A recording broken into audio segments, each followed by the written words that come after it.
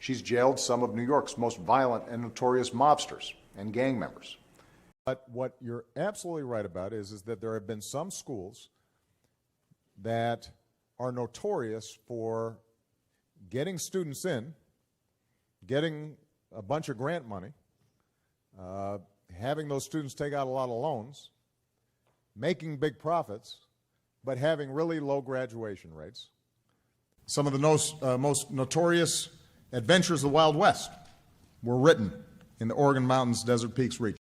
But what we are trying to do is make sure that students have enough information going into it that they don't end up in a school that is pretty notorious for piling a lot of debt on their students but not really delivering a great education.